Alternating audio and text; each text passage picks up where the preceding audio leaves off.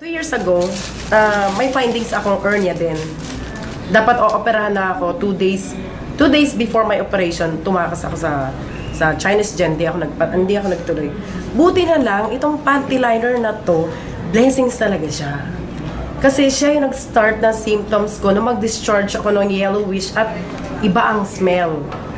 Then talagang may pain ako. Biruin nyo, November 1, I can't even bend my knees like that.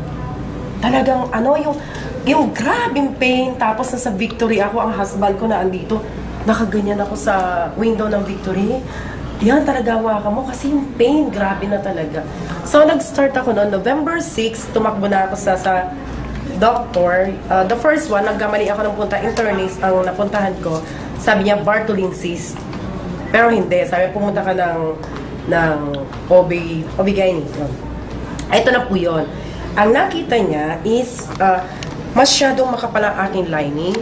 Yung mattress ko, parang 90 years old na mattress ng 90 years old. So yung bleeding ko, baka nagkukos dito sa loob nito. Pero nakita pa rin niya sa loob na meron akong malaking bukol sa left. Ito itong pinaka-left dito. Kasi talagang yung pain, grabe pag bumaba, umakyat siya, through and through yan, diretso hanggang dito. So pag nagtuturo ako, parang kakaiba yung feeling ko, ganun.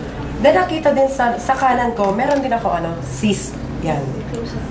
So sabi niya, after 2 weeks, bumalik ka sa akin. Kasi yung bleeding, titingnan natin kung saan nang gagaling.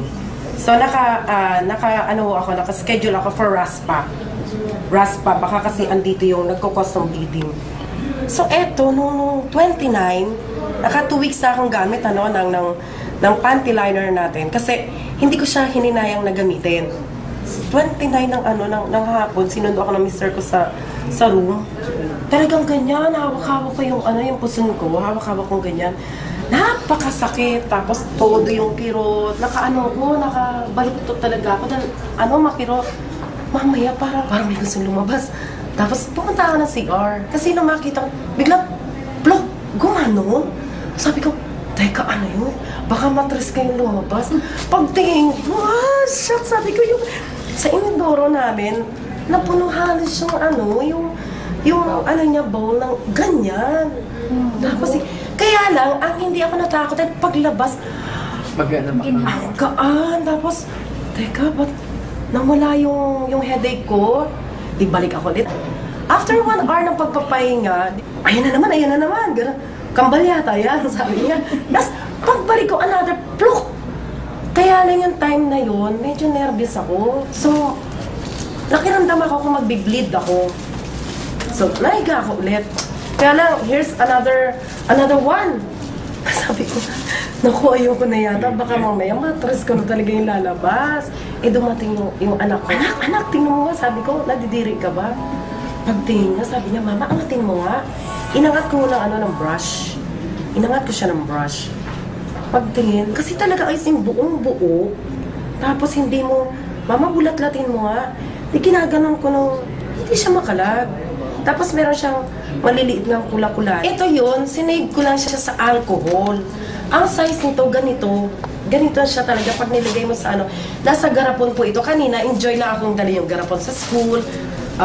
Parang inaano ko yung mga kasama ko na, tingnan nyo, sabi ko, ito yung lumabas sa akin through the negative ion. So makita nila ito, naku talagang na-shock sila kasi nakita nila yung panghihina ko before and talagang, as in 2 weeks, latan-lata ako, suka ako ng suka, which is hindi ako naglilihi. Yung pala, cause na yun ng nagiging weak na yung aking immune system.